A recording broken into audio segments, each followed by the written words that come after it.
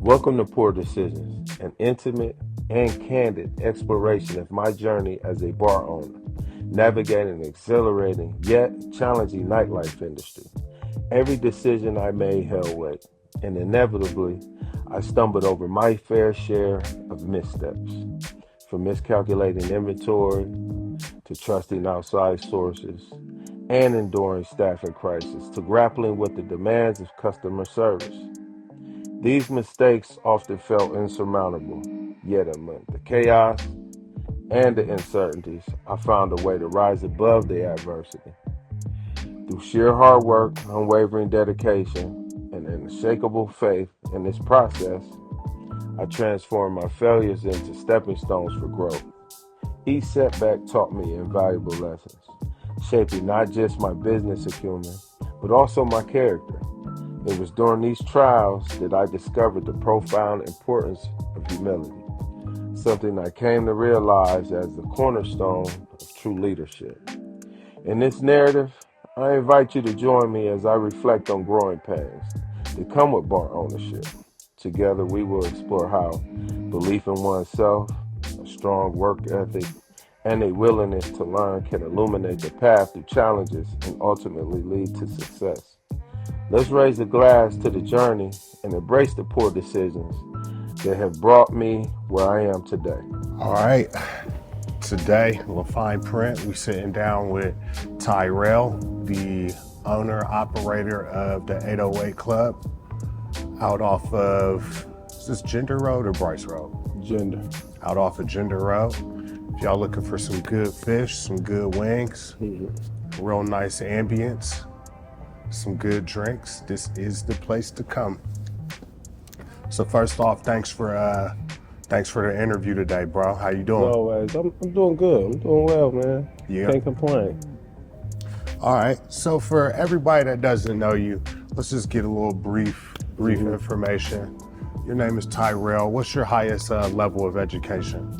Highest level of education is I completed 2 years at the University of Findlay. Okay. I grew up on the south side of Columbus, went to South High School, was fortunate enough to be a good enough athlete to get a scholarship. Football, basketball, track. Coach RC was my track coach. Coach Ron Kemp was my basketball coach. And at the time, I think Coach Strom was the football coach. They went on to be actually to win the national championship. I think it was like Division II at the time. So went to Findlay, so I'm an Oiler. Nice. Do you have a culinary background? Yes, I do. I took some food protection classes and food knowledge classes at the University, a branch of Ohio U. Okay. Yeah, you have to have, in order to operate and own, well, necessarily own, but you have to have a operator's license to facilitate a kitchen. So yeah, you have to have some type of background and knowledge of food safety and food prep and stuff like that. Yes, I do. Okay. Is that, did you always know that you wanted to own a bar or restaurant? I was always intrigued. I just remember going places with, when I was younger, with my dad and other people that was in my life. I was kind of always attracted to the scene, the music, the lights, the life. But yeah, I think I was. My family, we've owned businesses and things of that nature, so this is just one of the things that I see myself kind of getting into. You know, it's cool. Being on the owner side is tough, but it's cool to create a good atmosphere for people to be safe and comfortable to come into. So this isn't your first bar? Well, technically, it is my first bar. I done helped out a lot of other people at their establishments, but nah, this would be technically my first one I own. Okay. Yeah. How do you like the bar / restaurant business? I think it's tough, but I love it. I don't like it. I love it. In order to do this, at the level where I want to do it at and where I'm doing it, you gotta love doing it. It's just a lot of voids that need filled, and sometimes, I think as an owner, you can't really question your comfort and your thoughts as far as customer service, staffing, branding yourself, just trying to build a name and a brand. I think that a lot of times, especially black businesses, I think a lot of times being a black-owned business, we get so much scrutiny from our own people. I watch them come in just to point out things that they go to other places and don't even mind, So it's just kind of weird being a black-owned business, but overall it's cool. I mean, I love it. You have to love doing this because it is not easy. It's not easy it's not easy at all, Have you had, like with your parents, or I remember you were saying that you guys had businesses in the past, anything like this? No, not quite like this, but yeah, I mean, my cousin owned a bar and restaurant. He used to own the R&B Grill back in the day off of Fifth Avenue. So we always supported. We had a lot of family, so I learned a lot from him. So, Did you ever work there?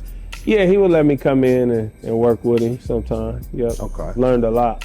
I think that was probably my first on-hands experience dealing with him. Just kind of seeing how it ran and the ambiance. He used to do bands and stuff like that. Good food. It was cool back in the day. Do you think that might have been one of the reasons or one of the things that kind of motivated you to get your spot? Yeah, most definitely. Most definitely. And then having a big family, you feel like you'll get the support, but that ain't always true though. You're not gonna get a lot of support from your family. It's just, people busy. It's cool though. That's just how it go. Man, so hold on. You don't get a lot of support from people? Nah, I don't mean to say it like that. I get a lot of support. I'm just saying, it's a little different with family. Or what? It's just a little different with family. Family tend to want things, on the house sometimes. You know how it go. It's cool though. It's always somebody's birthday. Yeah, it's all good though. It's all love though. I love all my family though. It's cool. Yeah. No, I get that. A lot of people that I've spoke with, whatever their field is, that is always the thing that comes up. But most of my family that do come support me with no strings attached. It's all love. It's cool. Yeah. Yes, sir. So, being in the bar industry, I'm always hearing about how tough of an industry it is. And one of the main things that I always hear about is employees. It's hard to get good employees. I'll tell you what. And I seen you got some lookers back there behind the bar. You got some cute bartenders. We got some nice bartenders. Yeah. It's always room for improvement. This is my biggest thing. Employees. I tell them all the time, you have to finish the job. The job just isn't about coming. The job is about attitude. It's about controlling your emotions. It's about customer service is my biggest thing, just customer service. Keeping a smile on your face, knowing how to greet the customers, knowing how to not come in with things that you're dealing with on the outside, and have personality behind the bar.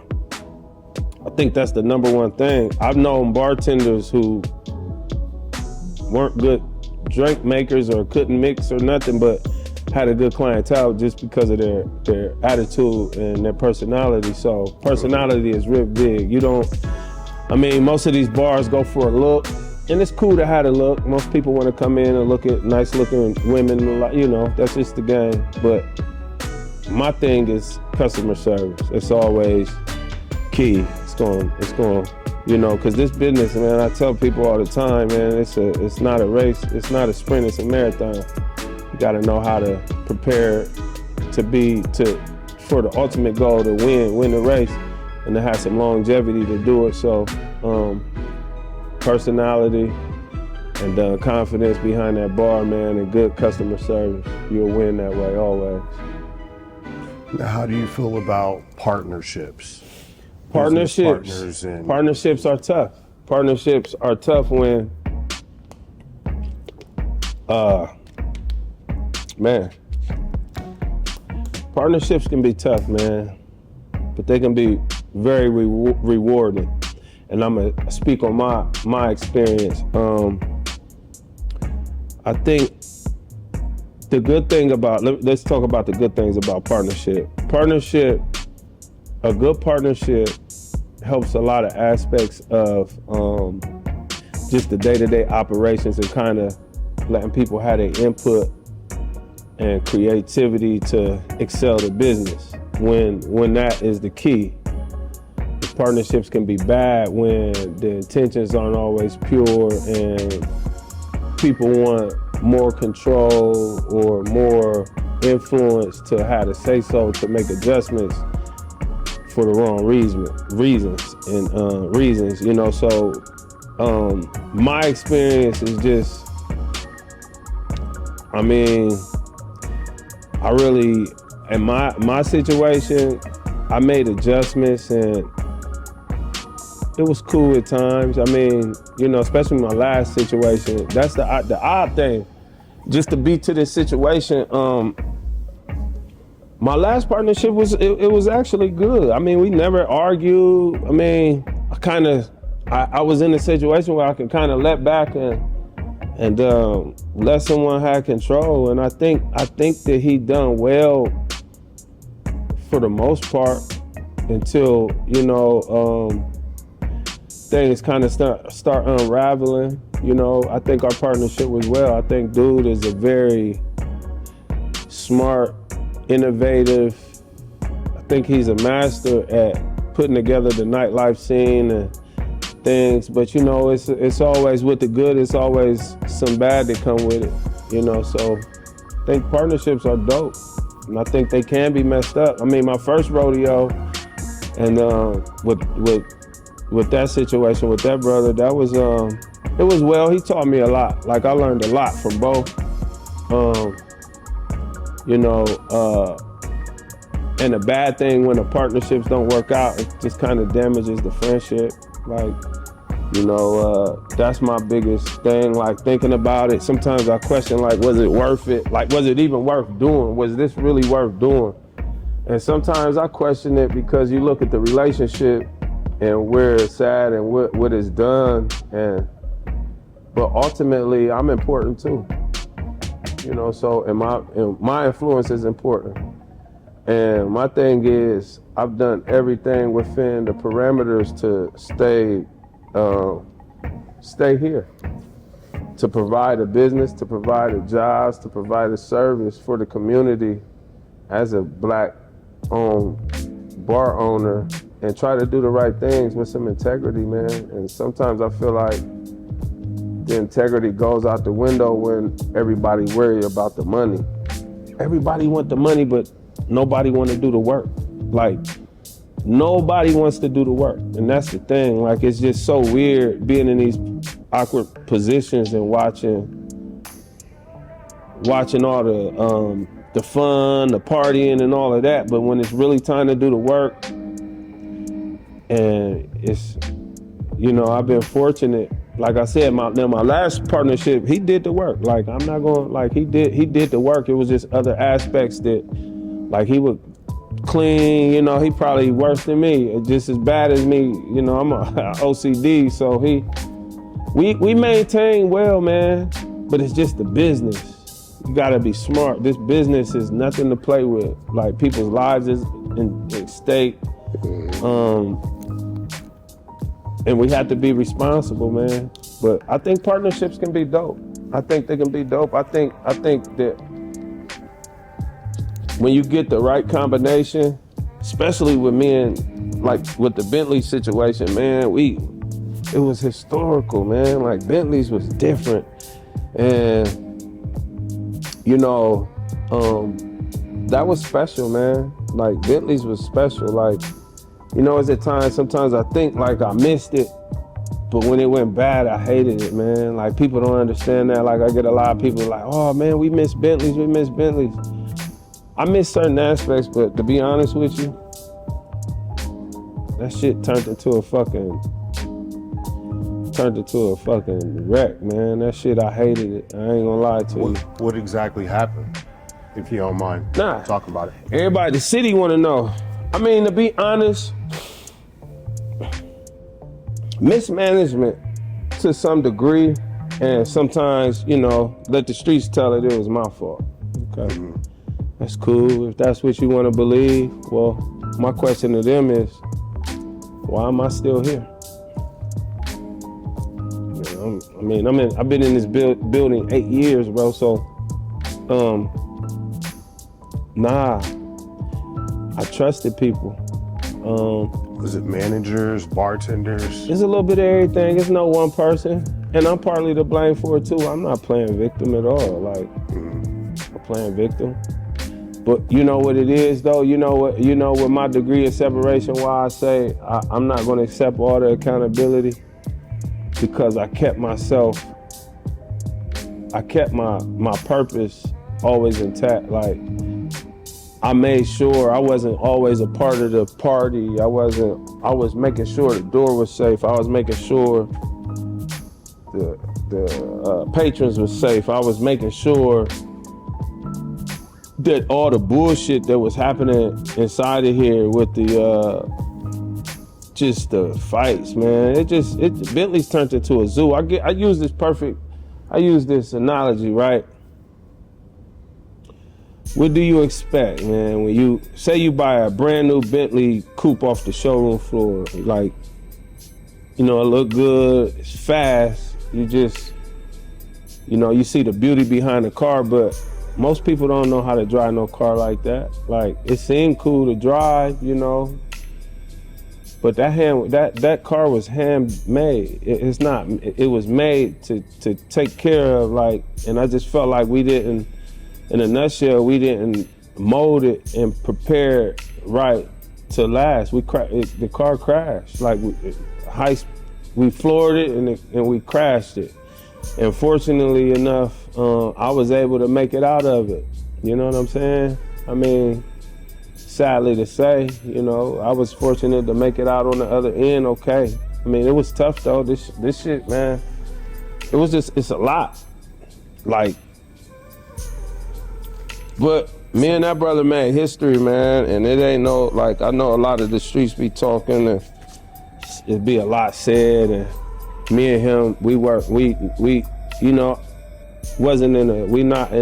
we don't speak really, but dude is that brother code, man. Like, you know, it's funny because during the whole process in the beginning, you know, you'll get the naysayers. I had people that was close to me like, man, don't deal with him. And I'm pretty sure he probably had people on the other end telling him that. But I ain't never beat nobody, man. Like, I trip off to some of the stuff I hear. But me and that brother made history, man. And you know, we had a good time. We made a lot of money. We had the flyest, some of the flyest people in here, from the chicks to we had everybody in here, man. It was a movie, man. Like, Bentley's was a beautiful thing. And, you know, I appreciate, you know, the opportunity. But like I tell people, when on the flip side, you never know who you dealing with until things start unraveling and things start going left. Mm-hmm. You know what I mean? So when you say mismanagement and stuff like that, I mean, I see how you run your ship, so I'm not assuming you mismanaged anything. Or I don't know, maybe. Nah, I couldn't have, bro. I mean, for legal reasons and personal reasons, I won't go directly into details, but I pretty much allowed my partner on the last situation to pretty much handle the operations. Mm-hmm. So you feel like you gave him too much trust? Maybe I did. I'm man enough to say that. Maybe I did, but at the end of the day, nah. I think, dude, I just think that shit happens, man. I don't know, like, I mean, it's so much that I mean, you never know. Like, honestly, you could be around somebody every day and not knowing the personal shit they got going on behind closed doors. I don't know. Ultimately, do I regret it? Nah, I don't. Like, that's the thing about life. Like, sometimes, like, I wouldn't be here if that didn't happen. And it taught me so much. Like, I learned so much off of that last situation, just management. Like, and not because I'm not blaming nobody. I'm not to point fingers. It was a lot of, when this shit happened, bro, I'm talking about, it was a lot of finger pointing.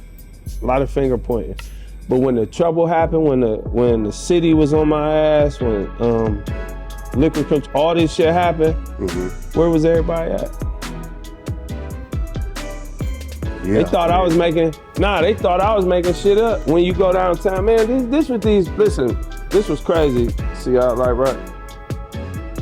These people really think when you own these establishments that these people don't know what's going on in here. They really think that these people do not know what's going on in these establishments. And the messed up thing about it is all the, it's going, the party, all the kicking it. Motherfuckers want to sneak smoke, do all this weird shit under all of this. Man, them people ain't stupid, man. Them people not stupid. Them council people I had to deal with, and they showing you, it's embarrassing low key when they showing you your file and it look like a damn dictionary. What you tell them people? You ain't, I mean, technically, and this is the bad part about it. Now where I do, like, me and my partner at the time, we would talk about it, and I used to be like, bro, we gotta change this, bro. Like, we gotta fix this. Bro, this how we, but I understand that, bro, but we gotta fix this or it's gonna, I remember the last day, right? Bro, it was probably 8 fights in this motherfuckers brawling. I went in the office. I mean, he was in the office, and I think he was just kind of like, I don't want to say I don't know what he was thinking. He said, bro, I'm done. I'm shutting this shit down, bro. This shit is over with. And I just was cool, man. Like, it just wasn't, and I just think in a nutshell, we kind of went in too deep without thinking about what was really transpiring. It seemed cool, and I don't know I can't tell you what his mind process. It's to some degree, I felt like he thought it was okay, but the officers in here, like, I'm getting all this shit belonged to me, so I'm getting all when the legal shit happened and the logistics of it all fall in my lap. So everybody out there, y'all want to say,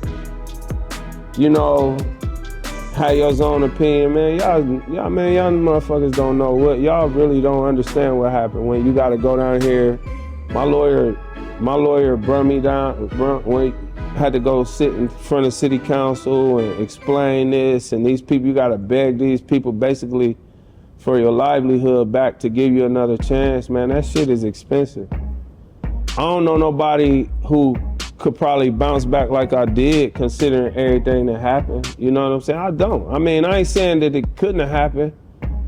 And then to top it off, everybody can say what they want about Bentley's. We ain't never had no homicides in here. And I'm gonna knock on wood, like, even though Bentley's in the past, but we had situations out here, but nobody got killed.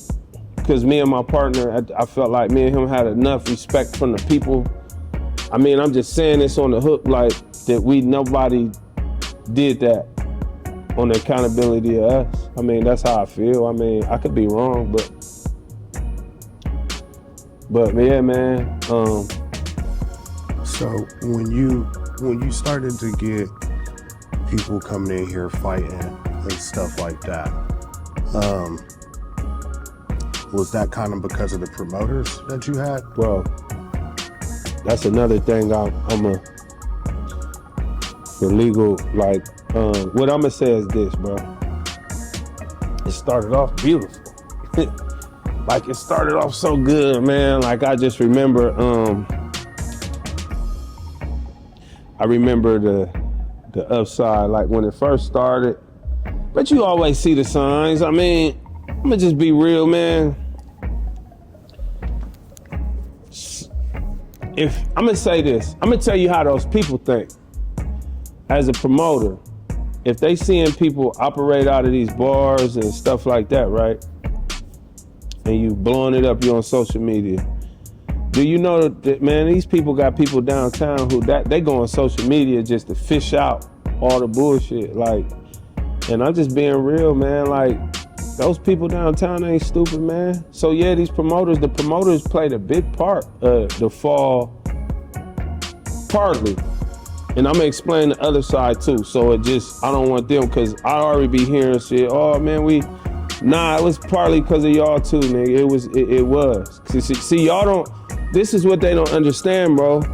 When the bullshit fall in my lap, they didn't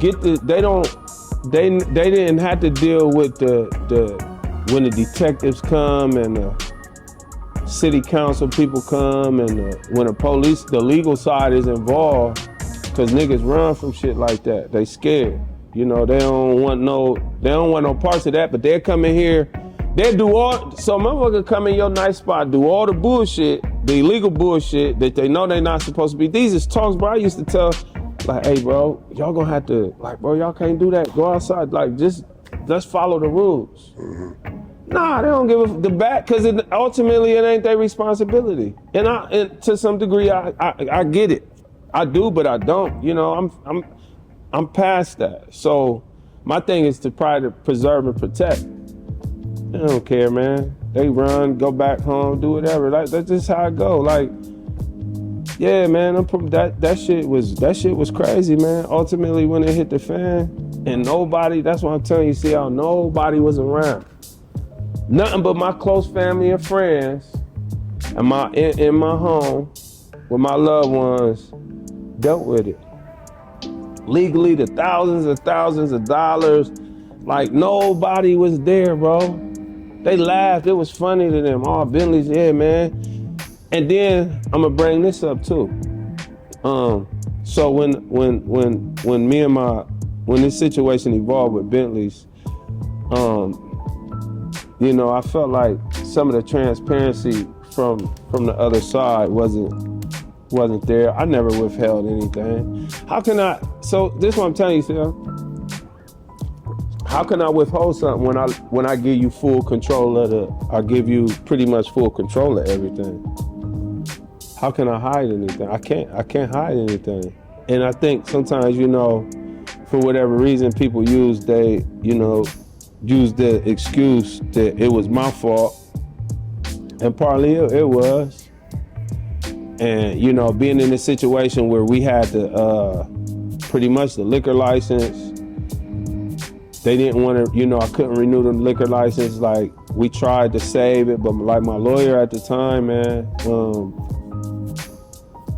it didn't have to do, it wasn't just one situation, it was just collectively as a whole.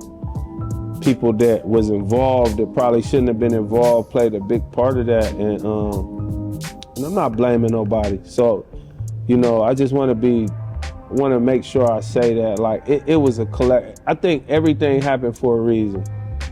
And, you know, when we lost the liquor license, man, I had to go through that spiel. Once again, I was by myself.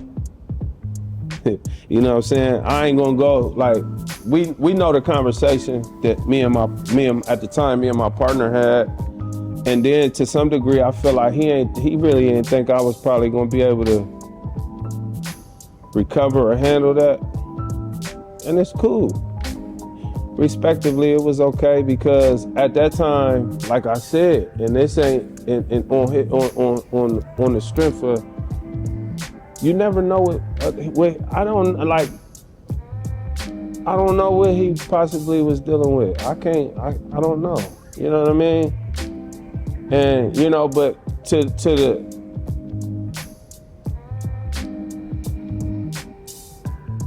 I don't like when people say, like, I've been here, man. Like, this is my establishment. It's been my establishment from day one, right? So when you got people who you bring in a part of your establishment to feel like that your part isn't important or your part is minimized because of their part. And that was probably most of the problem. Like, I just felt like I probably gave too much control and you know, everybody not able to handle that. It's hard for me now, for real. Like, this shit, bro, this shit is hard. Like, this is a very grind. You gotta be a different type of person. Like, I be every day. Like, every day I have to be in here to put my will behind this to keep it going. And my employees, of course, and I appreciate every one of them. But this is a different type of monster, man. And sometimes I feel bad, even on his part, you know, like some of the stuff he had going on and been through. Just kind of, I mean, it's just life, man. Like, we move on. I wish, you know, I just wish that, you know, things probably could have went a different way, but it is what it is, man. You know, I got love for dude. Even my first partner I started this with, because I learned so much from both of them, but I'm not going to allow certain things to get said and to make it look like I'm, you know, like I didn't care or nothing, man. And I didn't want to get off topic, but yeah, in a nutshell, that's just what it is, man. I don't know, fuck people's opinion and what they say, because where they at now? You know, the same people sitting, see how you know it's crazy? The same people, I hear so many different stories, man. It's crazy. It's just, it's ridiculous, some of the shit you be hearing, man, out here. It's just stupid. Like, man, when these bills is coming through, ain't nobody, like, I really had to sacrifice a lot to redo this. And, you know, I think back, like, I remember, like, to even go into a little detail. I remember when, so my partner came in, he kind of took his sections, and I remember just being up on that stage, man, and feeling like, damn, like, here we go again. But in that instant, though, what was crazy is it just kind of gave me some, gave me a little motivation. I felt like I had a new canvas to paint on again. It was dope. I'm an artist, by God, I'm an artist. And I felt like now I really I got a new canvas to paint on. Now, do you feel that you would have the knowledge that you have now without going through that? Not at all, bro. I'd be an idiot to say I would have. Nah, hell no. Man, I learned so much. Like, I learned so much, not just from him, but just watching, bro. Like, this business, like, you really, it's different every day. You never know what to expect. Like, you never know what to expect, man. You just gotta do the right thing, though. Follow the rules, follow the law, and just do the right thing. Because if you don't, they'll know. They gonna know, bro. Trust me. They're gonna know for sure. So now with 808, are you still working with any of the same people, or this is completely just? Nah, I'm dolo, man. I'm cool. You know, for once, man, being in this situation, even though it's taxing on me, my mind, my body, and everything, I love it because I finally get to see people who really appreciate me. Like, I got people that come in who will just show me love, bro. Like, and I ain't saying people in the past haven't, but I got people who really appreciate the place and appreciate me, man. I got people who would just show me so much love. Like, it's crazy. Like, so I had one of my homeboys, and I ain't gonna put him on blast, but I was kind of having some stuff I was going through. And he just came in one day, bro. And I don't know how he sensed it or felt it, but he just did something that nobody ever done. Like he did some dope shit. I ain't gonna no, you know. Nah, man. No bullshit. Yeah, but no, yeah, but he did some. Dude, a good dude, man. Real polished young dude, man. He just always, because the jewels I drop on him, he just feel like it ain't even got nothing to do with money or nothing like that, but just the fact that the conversations we have and him being the type of dude in the space he in, bro, he makes sure I'm cool. I'ma just say that. That's all I'ma say, man. And I ain't about to put it, I ain't gonna say that. I ain't gonna do him like that. But it ain't just him, it's just a lot of people, bro. Like I just had a party for my dude, right? And he brought a nice little crowd, bro. He did his thing. And you know, I called to check on him the next day, bro. Real talk. I ain't gonna lie. I called to check on him because he was a little tipsy. He was kicking it. Yeah. You know, this brother said, man, I appreciate you. I thank you. And he blessed me too, bro. Like, and that's the thing, man. When you take care of people and they see it and it's reciprocated, like the financially, it'll come. I'm telling you, it'll come. Like I'm telling you, the prior two situations, I never had. I mean, I had people, but not like this. Like people really appreciate being in a safe place and and you taking care of them. Customer service, I tell people all the time, man. Yeah. It's the little things that take you further, making sure people cool. And now we not perfect. Like this ain't no perfect rent establishment. Still areas that I'm working on, but man, to get the love now, and I guess now that I'm kind of by myself, I kind of being in here operating, you really see the appreciation level from your customers and clients and stuff, man. So I appreciate y'all, bro. Nice. Now, what are your plans for the future with 808? You gonna make it a franchise? Have a couple 808s popping up? You know what? I think about it. I think if God willing, if it happened that way.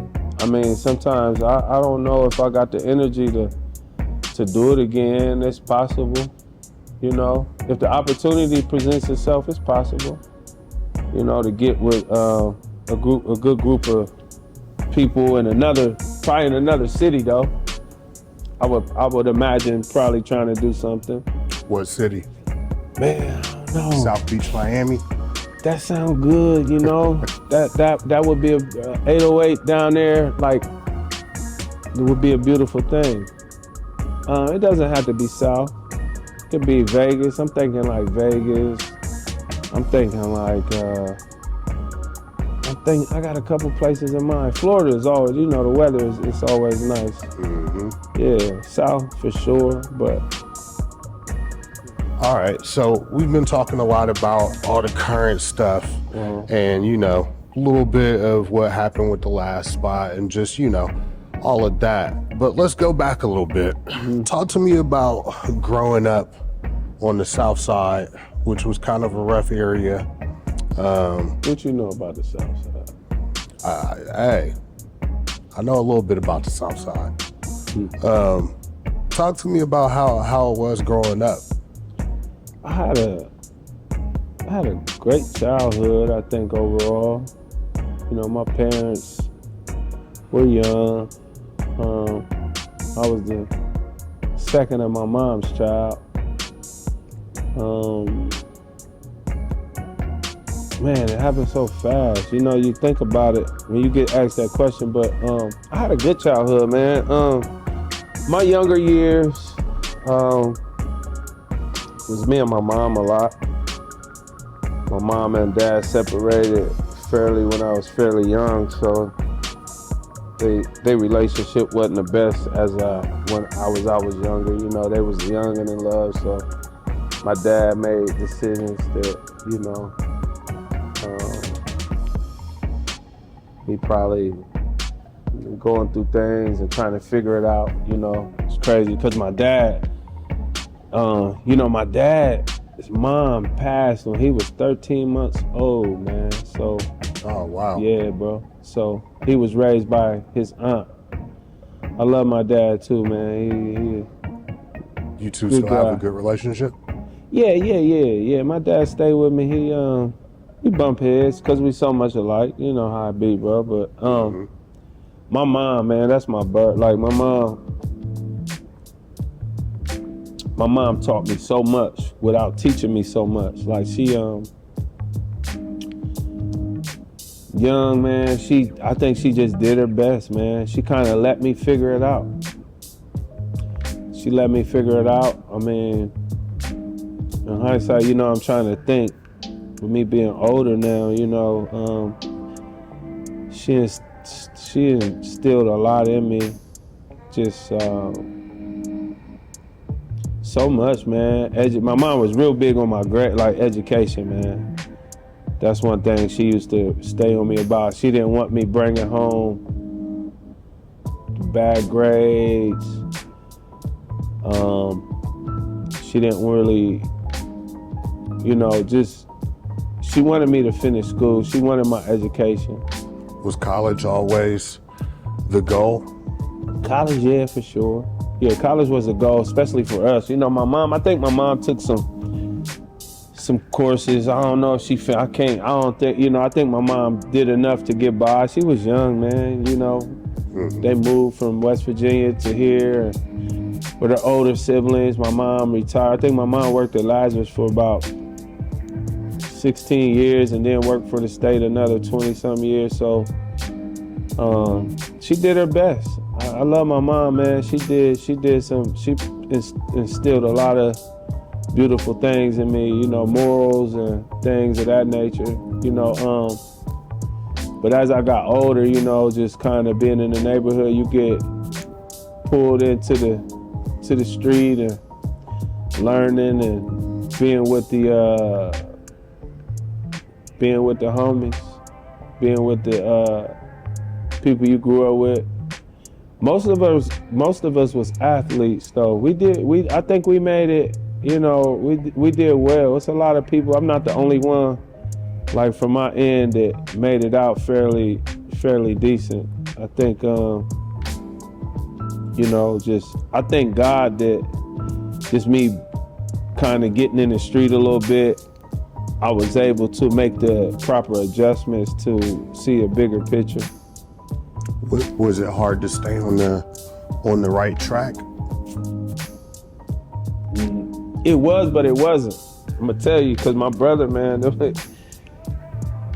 you know, my brother, bro, it was watching how he moved, and I just thank God that I had some athleticism, because, you know, watching my brother and them running around, bro, they was really out here, you know, and just never. You know, I never really wanted, that ain't really what I wanted, man. I just wanted to, you know, I wanted the girls. I was an athlete, so I wanted to, you know, I was a fly nigga, man, when I was younger. You know, just keep it real. Like, high school was, you know, I had it my way. I did good. I mean, I did well, man. I mean, not to get caught, not to let the streets take me under. Like now, you know, as I got older, getting involved in the street scene, like I just wanted the money, man. I didn't want the beef and the gangs and all that. That just wasn't who I was. I didn't want that. That's just, you know, a lot of people was into that. You know, I was fairly nice, like I could protect myself, and I was smart. So I just I made it out the street situation pretty cool without having to do no prison time and being shot up and fucked up like out here, you know, just kind of being all over the place. So I'm thankful. There's a lot of people ain't make it out, man. I'm telling you, man. Like I'm really sitting thinking, bro. Like it's a lot of people who did not make it out, man. It's sad. Like it's almost tear jerking to sit and think about it. Like, you know, like I'm 50. I'm knocking on 50's door. So to be here and to be where I'm at, man, is a blessing, man. You know, it's a blessing, for real. Very nice. All right. So let's talk a little bit about the other half of your bar, which is the restaurant, the food. Let's talk a little bit about the menu and what, you made the menu yourself, didn't you? Yeah, I put my Like the influence. recipes and everything? Yeah, pretty much. I mean, this is the beauty about being in these situations, right? To being in these ultra lounge situations, and I'm not going, like I learned, you have to stay in tune with what's going on. So a lot of these lounges, you know, you go into these typical bar and restaurants, you got chicken and fish. That's cool. And what people don't understand as an owner, you really don't make a lot of money off of chicken and fish. Like, it's cool. That's what our people want to eat, and it's cool. Like, no disrespect, but I want to give you an experience. I feel like cocktails and good meals, like, why not get a 5-star meal or a 4-star meal at a lounge or a bar, you know? And this influence just didn't come from me. I've traveled and been to places and seen how they move in other cities and states. So it's a must. Like, you gotta maximize your profit, man. Like, you know, people want to have the option, and then it's healthier choices. Like, it's so weird. Like, I'm trying to get, like, my customers, I got a dope clientele. So most of my people come in like, man, hey, man, I want the salmon and rice. I want the broccoli. Like, it's kind of dope to have that option, you know, to where people ain't just chicken and fish fried, chicken and fished out. And, you know, I think a lot of times our people are so accustomed to eating chicken and fish. I mean, chicken and fried chicken and fried fish. I give people the options, like, man, I got filet mignon, I got sirloins, I got lamb chops, salmon, all kind of red snapper meals. Like, we do a full entree of good food, you know, and it's fun. Like, it's, you know, just be creative and then come up with new ways to kind of please your customers into eating some good food, you know? Yeah, bro. And cocktails. Like, cocktails, people don't understand. They think these bars we make a lot of money off of these shots. Them shots kill you. Really? Yeah, bro. Cocktails, people love cocktails. You know, and to be honest with you, I mean, I'm just saying, it's like, drink them shots is cool. Yeah, you're gonna be buzzed and tore, but a good cocktail, like a good Long Island, like a good cocktail or margarita, like it's refreshing, it's fun. And then that's how you maximize your money too. I mean, a good drink, people will pay top dollar for. What happens is when you pour these, like, people think like when you pour these shots legally, you able to pour up to 3 ounces a shot, a double, right, in the state of Ohio. So, boom. People throw back them shots and be tore up, but they don't get to experience a good drink. Like, alcohol I don't care what nobody say, alcohol don't taste good. Like, I agree with that. Like, we drink it. Yeah. I'm a tequila guy. Like, I like to taste the tequila because I can taste the agave and, you know, I put a little lime juice, but I'm saying that, to be honest with you, you don't really get to experience the drink. Like a cocktail is good. Like, you want to, and we got a signature drink here that one of my about to ask that. Yeah, man. I got all my bartenders have to come up with a cocktail. Like one of my lead bartenders, Miguel, he got an 808 drink. It's called cocktail. They buy it like they buy it. And What it's is it? fairly, you know what? Can't give. You can't No, give away no, the no, no. trade I don't know. You know what? I don't. I'm not exactly sure. I'm not exactly sure how he makes it. But I tell you what, they buy the hell out of it, and it's like $15 a glass, and they buy him. They. I tell you what, they love it. They like that drink, man. They like that drink. Then like the other bartenders work on other cocktails. So cocktails, man, cocktails and food. That's what that's what these other establishments think about it. Good cocktail. If you go out of town, if you go to any of these elite restaurants or these restaurateurs, when they go to these places, they want to experience a good Manhattan, they want a drink. Like, it's not just shots. We gotta get our people out of that. It's not just taking hella shots. Enjoy you a drink. Sit back and sip on you a cocktail or a mixed drink or something like that. Play with it. Find your experience, tantalize your taste buds, for real. What's your, did you ever make a signature drink? Man, I used to do this. I tell you what, it's funny, right? So when I was starting off as spectators, man, right? I came up with this, it was called a Spectator's Punch, right? At the time, Ciroc was real popular. So what I did was, it was basically a Ciroc party. It's like 4 or 5 different Cirocs, right? And I used to blend a little agave. I'm gonna give y'all some game. I blend a little agave nectar,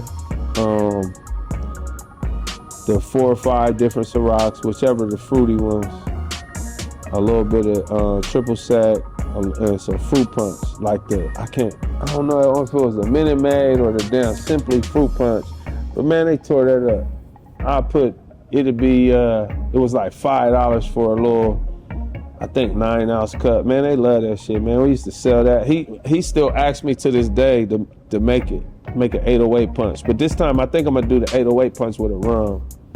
I kind of want that feel. I want an 808. I want to make an 808 punch with a rum. Very nice. Yeah. So, spring is coming up. Moving forward, what do we have to look forward from you, from 808? What we have to look forward to moving forward, this year, I really want to concentrate on customer service. Like, I think, like I said, man, I think these businesses are special. It's really a privilege to be in these situations. I want to maximize my potential to have people to come in to feel free. Like what I'm going to be offering, like now, the goal is when people come in, like I'm about to do a hiring fair too. So I'm glad I'm putting this on there. When you come in, it will be a host. I want people to be seated. Experience the feel. Hookahs. Now I'm a distributor for Plukes Hookahs now. Like I got an account where people can come in. I don't do the codes anymore with the hookahs, but you come in, you get a menu for hookah, get a menu for food, you get a menu for cocktails, you get a menu for if you want a fast menu for chicken and fish, you can have that. But sit down with your group and sit in a nice environment, a safe environment where you can have some fun and feel comfortable watching. I got, how many TVs? About 15 to 20 TVs in here now. And really enjoy an experience of an ultra lounge, man,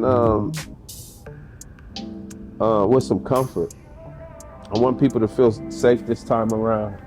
And that was my biggest mistake last time, is neglecting the fact I think I needed to improve my service as a whole, and this time, like I had to tighten up, man. These people ain't playing, bro. They know. I'm telling you, you gotta just follow the rules and the obligations and just try to do the right thing and implement your customer service and take care of these people that come in and spending their hard-earned money. And on the flip side, make them respect your business, because a lot of people, they feel like just being a black business, they want to they give you hell, man. They give us hell being a black business, but I don't care. I tell people all the time, if you don't want to follow the rules or be respectful in here, get out. I don't need your money. All money ain't good money. Don't need it. Yeah. Don't care who you are and all of that. Cause like I said, man, I get so much love, man. Like I really got, this time around, I really got some good people who support me and mean it. Like a lot of people ain't around no more just because of the last situation. And I'm glad to see their colors. Like it's okay. But ultimately, man, I'm just trying to provide a safe, fun atmosphere, good food, good drinks, and a good social environment with good music and safety. You know what I'm saying? So that's pretty much it with 808 moving forward, man. Like we got a lot of big acts coming this year. We're gonna do some big things, man. I'm excited. Man, moving forward. Well, that's beautiful, man. I want to thank you again for the interview. I feel like we covered a lot of ground today. Man, bro. I appreciate wish you all the best of luck in the future. Even though I don't think you Appreciate really need luck, I think you know what you're doing over here. A little luck ain't hurt nobody, you know. But I appreciate you as always, my brother. And this is it's always a pleasure meeting with you. And I thank you, man. And Yeah. Well, thank you, Tyrell. You have a great one, brother. you too, bro. All right, Peace, y'all. peace.